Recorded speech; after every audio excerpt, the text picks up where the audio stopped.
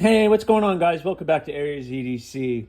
I am finally done with all the extra builds. So I'm done with the Yoktos, I'm done with all of January's stuff, and now I can focus on the 5 February builds. Today I am planning on getting a lot done. So I have the live stream coming up here in a couple hours. But I'm also going to get started before that because I got to get to work on getting these knives beveled in. So let's go through them. They've all been cut out. They've all been shaped. We have the rock copper that is supposed to go to KC, Knives Fast. He released that on his channel, that it was his, so I can talk about it. This is going to be his, so I know I have to get that one done.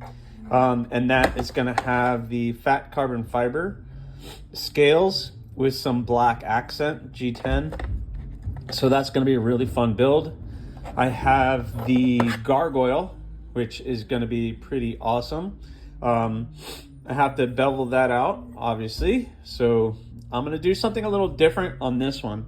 Normally, the gargoyle, I use a little bit thicker stock because I do skeletonize, which means I round everything off. But on this one, the owner of this one wants some desert ironwood scales. So I picked up these scales, and as you can see, it's going to be pretty darn beautiful. I really love the way that wood is looking, and that's just in what it looks like now. So by the time I'm done working it, it's going to be pretty awesome on this knife. So the gargoyle is going to be looking pretty good. I'm hoping that thing turns out nice. I have the pedal. The pedal is going to have black micarta with OD green pins and liners, so that will be it'll be a cool little build. I have the Bloom XL or Bloom the Bloom Harpoon, and the Bloom Harpoon is going to have white G10 with gray accents. So I've never done white G10. I heard it looks good, but it's hard to keep clean, which I can totally see why. So I'm really liking how that's looking so far, and that's going to look pretty awesome. And the last one is a Bloom, just a regular Bloom.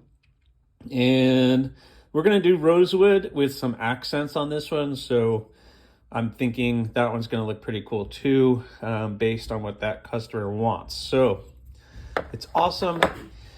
So hopefully February goes well. Once I get all the bevels done, which is going to take a lot of time, then these are going to move pretty quick, because then I can clean them up, get them heat treated, then clean them up after the heat treat, and then we can work on handles. So this will all go pretty fast, I'm hoping. Fingers crossed.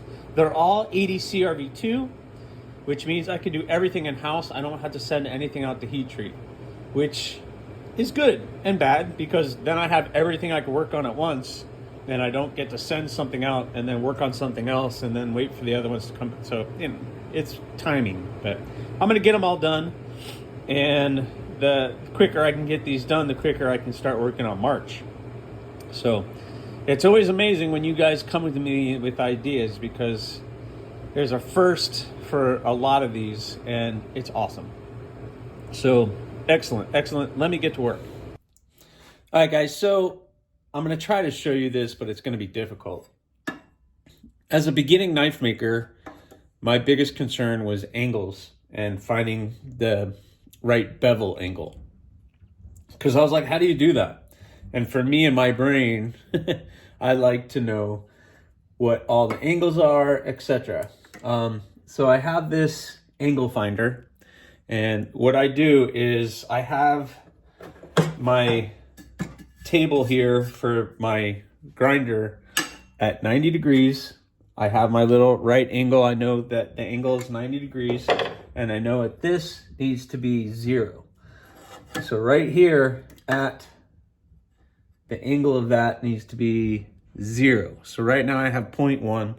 That's fine. I take that into consideration. Then,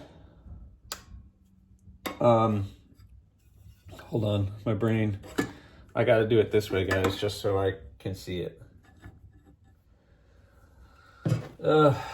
So you just got to make sure everything's zeroed out based on the angle of this table. So now I have 0. Then I put that on the blade on my jig. And I know I'm looking for a 3.3 angles based on a website. I'll put the website in the description of this if you guys are interested. And now I have to pull this back to get a 3.3 angle. Going slow. And I have said before that I've adjusted this jig. I had to customize it a little bit based on my 1x30 grinder. Basically, I cut this down. This used to be all the way up here, and that's too high based on this backer plate, which has a name which I cannot think of right now. The platen is only this high, so obviously up here you're going to get a different angle because that belt moves. But right here, that belt's not moving, so that gives you the angle at what you want. So anyway, I'm dialed in right now. Everything changes. Pull it back just a little bit, and then I can get started. So let's go ahead and do that.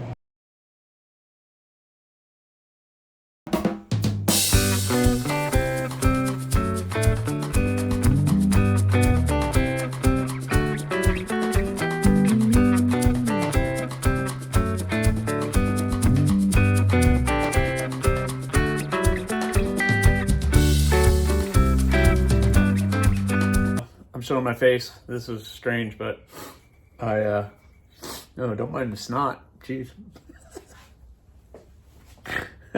So don't mind all my crude markings, but this is roughly ground in now. Got it looking really good. It's gonna be a really thin slicer. Got that edge really thin. I'm gonna hand sand it a little bit, which is gonna smooth this out a little bit more. Or I might, yeah, I'm gonna clean up that line. Then I'm gonna hand sand the flats to get all that nice and clean. And I might do, so I have these belts. They're like Scotch-Brite belts.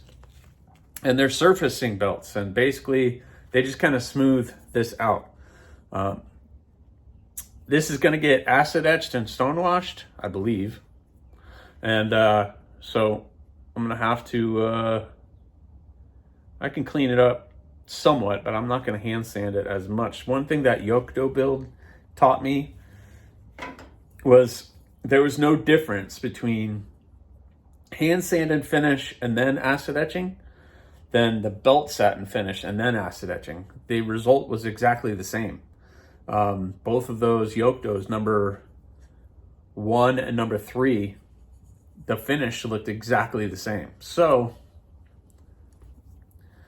it taught me I don't have to work so hard if I'm going to acid etch it and stone wash it, if the outcome is going to be the same. So I am going to clean up these lines. Obviously not that line, but the bevel line, although looks pretty good just coming off the grinder like that. But this is a full 4-finger, that little tail right there, you get your pinky right in there, and with those ironwood scales, it's gonna look awesome. So I have to do 4 more, and I gotta do the sharpening choil on all of these, which I do with a file.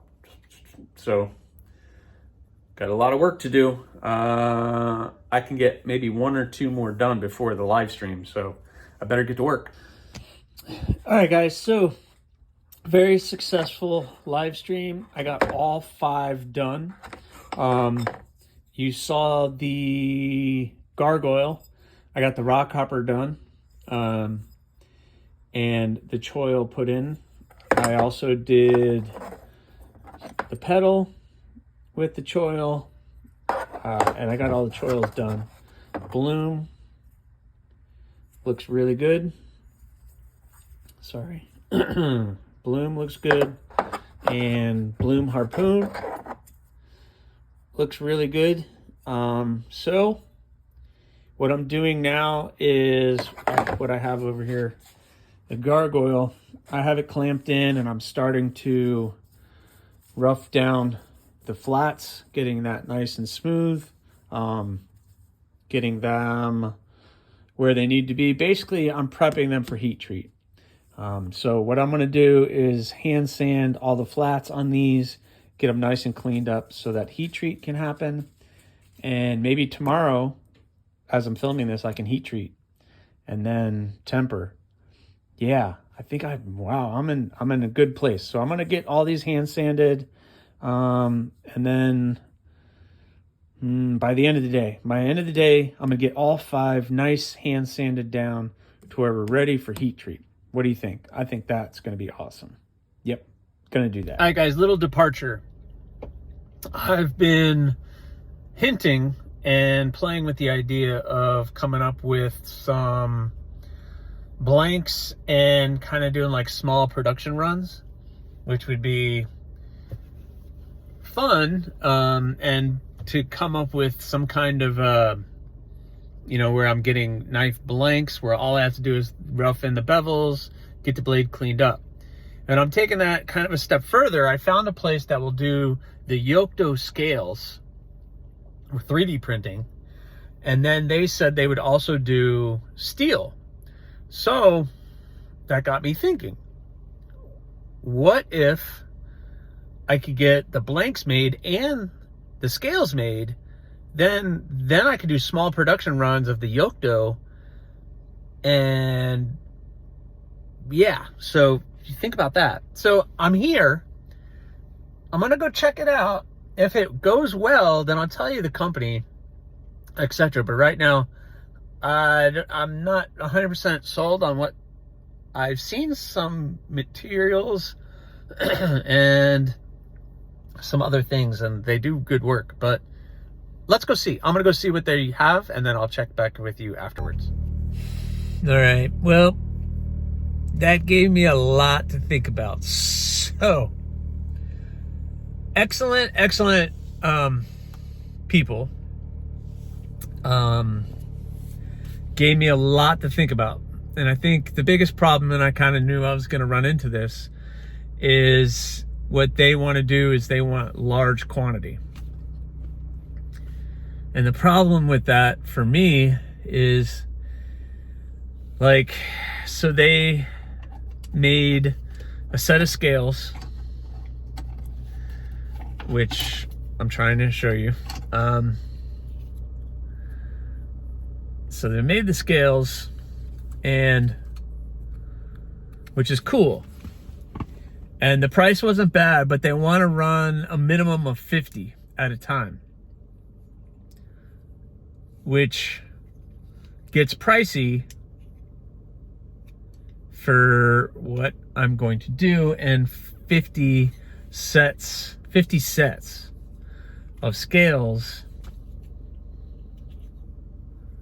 is a bit much.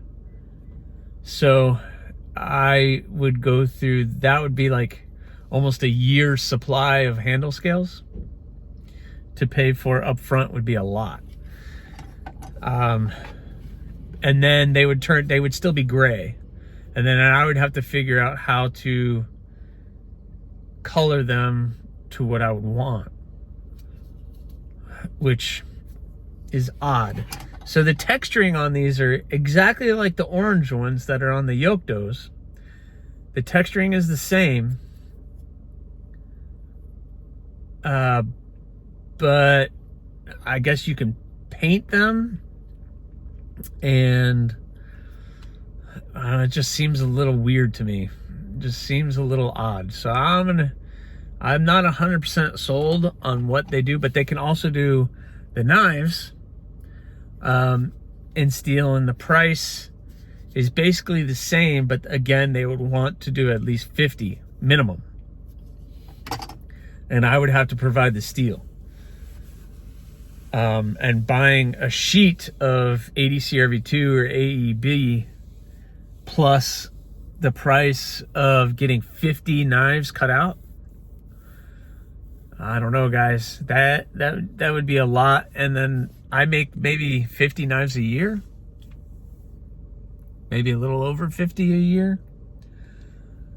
So that would be a lot. Like if he could do 10, like 10 sets of scales and 10 blanks, I might think about it. But 50, I don't know.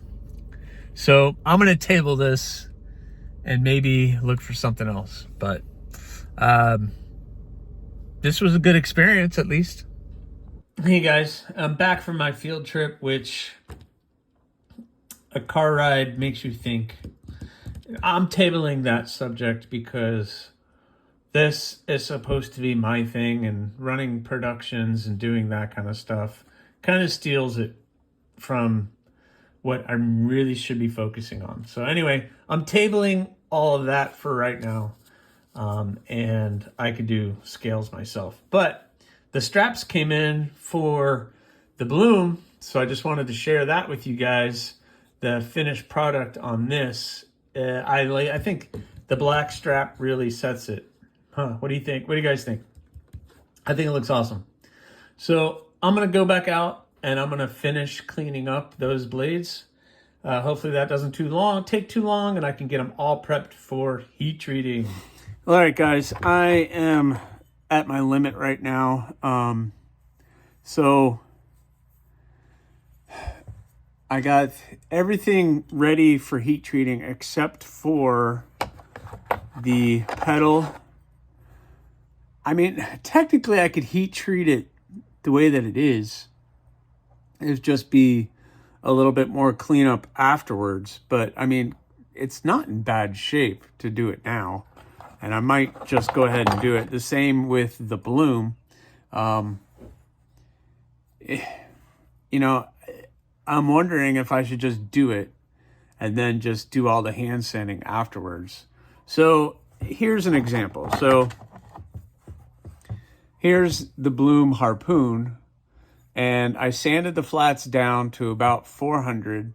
It's not perfectly flat, but this one is going to end up being satin. So, but I like the contrast. So they're both 400. So the flat is 400, or the flats are 400 and the bevels are 400.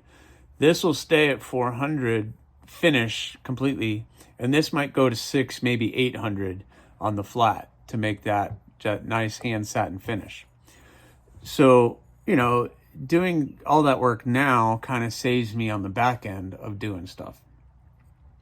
But these two are both going to be acid etched and tumbled.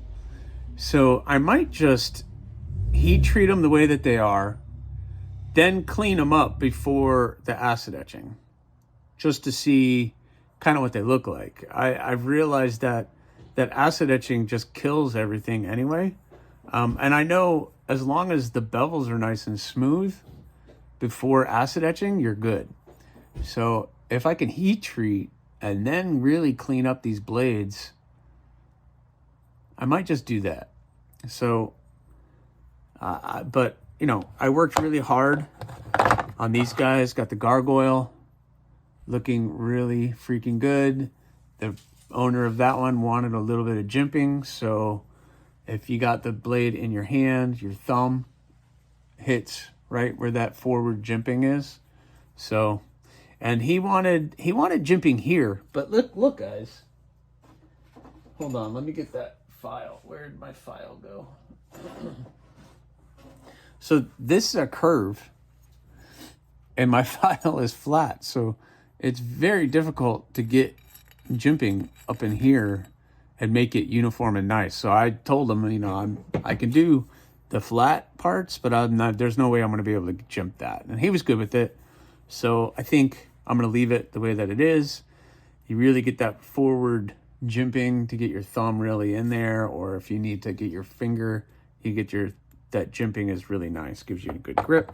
And then finally, KC will be happy. His rock hopper, nice and clean, besides all the fingerprints and stuff, but nice and clean, cleaned up, ready for heat treating as well. And this one is going to be acid etched and tumbled as well. So we'll see what this looks like versus what that looks like after heat treat.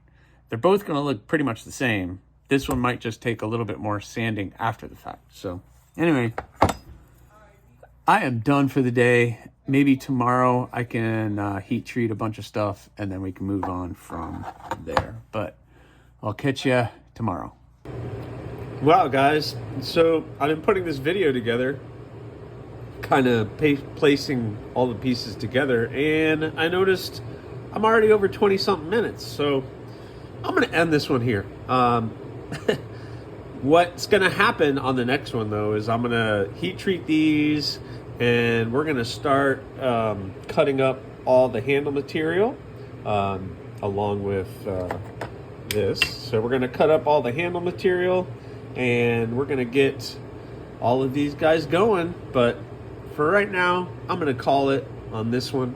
I hope you guys enjoyed it. Please subscribe, like, leave a comment or not.